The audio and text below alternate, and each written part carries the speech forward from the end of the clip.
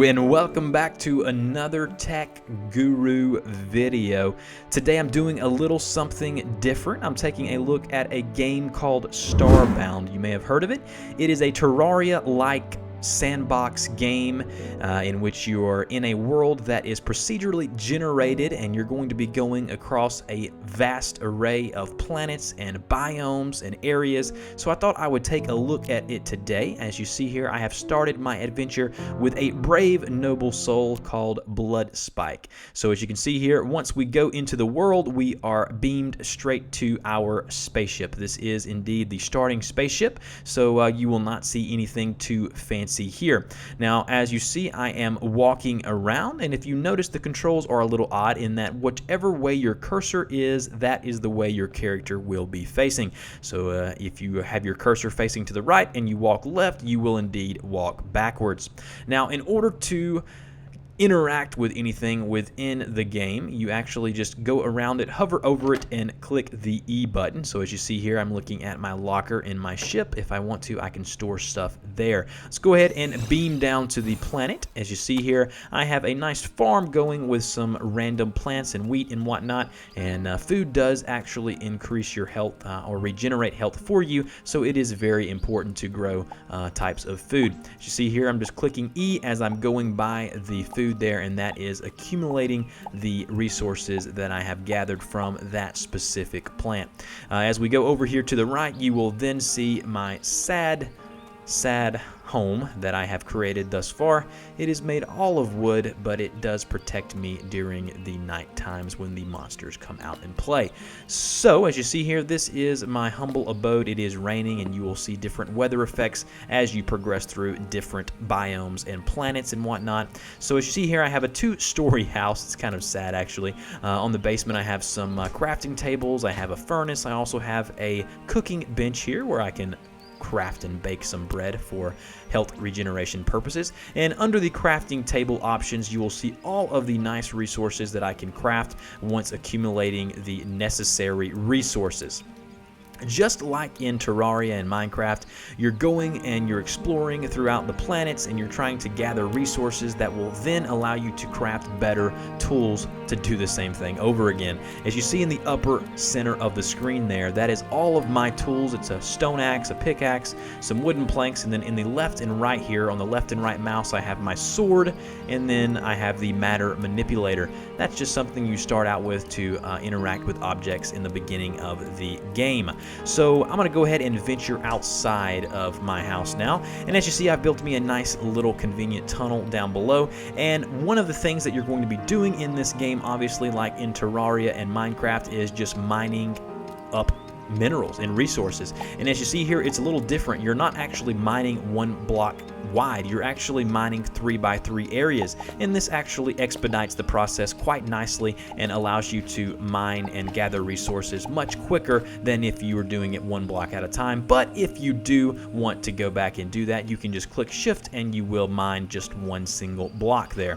So as you see here, I've lit my path with some torches, and as you see over here, I got some coal and some nice fishies swimming in the water area. Now, and this game is just like Minecraft and Terraria. There are basic materials such as cobblestone, dirt, wood by cutting down trees, and then there are more advanced materials such as steel, copper, gold, diamond, things such as that. So you will continue on through the planets, and as you do progress in the game, you will be able to gather more advanced materials, which in turn allows you to craft more advanced items in the game. So I'm going to go and try to get my Blood Spike guy here up and back to the surface so I can show you something here over to the left of where I spawned at. So if I go to the left of my home base, which this is where I spawned at the beginning of the game, what you will notice differently is that over here, it looks like some type of science lab has spawned. This happens naturally throughout the planets. You may see a village when you spawn. You may see a lab like I have here.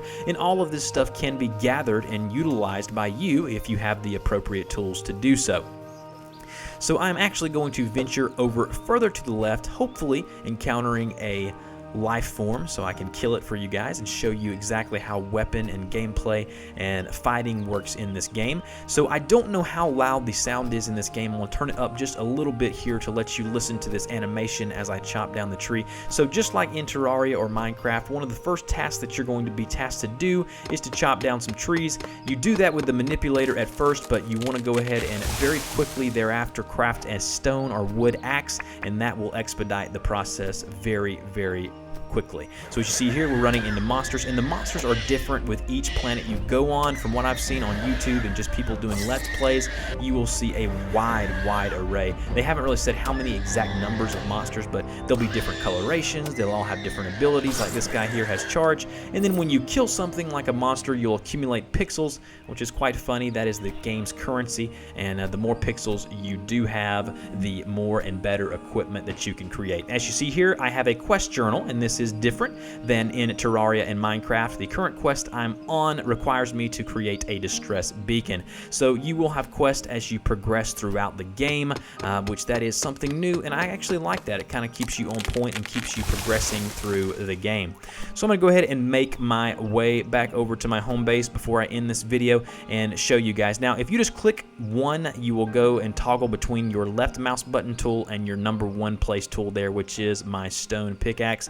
Those items do degrade it with time, so you will have to continually build those. Those are not just endless tools, as far as I know, especially at the beginning of the game there.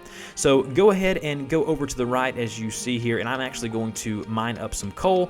And just like in other games, coal is used to build torches, to build campfires, and to also help you when you're trying to smelt different types of ores in your furnace or anvil. As you continue throughout the game, you will be able to build and craft better armor and weapons, which will help you better progress through the game and easily defeat the enemies that you'll be encountering on that specific planet. And as I said before, the planets will continue to generate throughout the game, and you will completely be on maybe different planets than other players in the game. There also is a multiplayer mode I haven't tried out yet because I don't know anyone who has the game, but you can play with multiple people, and that would, I assume, make it a lot of fun. Now, what you see here, this is my character panel. I have tech slots, I have pet slots. You can have animals and pets that you accumulate. And then I have armor slots. As I build better armor, I can place them there, and that will improve my stats. And I continue, go on through tier 1, 2, 3, 4, and whatnot to make my character better. Now, I'm going to finish this video by updating my weapon and show you exactly how to go about doing that. Let's go ahead and go back to our humble abode here. And as you see, there's a flying animal here that I can kill. And this guy shoots out air gas, unfortunately. I'm going to go ahead and take care of him with my trusty sword there. And I got some pixels from that guy as well. So I'm going to go down here, and again, this is all of my crafting utility stuff here, whether it be a stone furnace. You can smelt ore into bars, like you can smelt copper ore into copper bars. You can smelt iron into iron bars, and that's how you craft your armor and whatnot. So I'm going to go on up to the second level of this luxurious home that I have crafted so thoughtfully here, and I'm going to show you how to create or craft another more powerful weapon. So go to my iron anvil here, and you can see here all of the stuff here cost pixels or iron bars, some of them both. And I'm going to actually click on the slicer here and create another upgraded weapon. Actually, the curvy slice shows you the damage output there in the bottom box, and I have now crafted it. Go to my inventory, and I'm going to replace my sword with the new weapon, which is outlined in green, which means it's a little more powerful than the one I started with. And then once I do that, I can now equip it, and it has a little animation there, and as you see, I have now updated my weapon. So again, guys, the name of the game is Starbound. In very early beta, it is $14.99 to get your foot in the door to begin with. It's a very fun game. If you like Terraria and Minecraft, go check it out. Please, if you would, leave me a thumbs up down below, like the video, comment if you like this game, and guys, I will see you next time.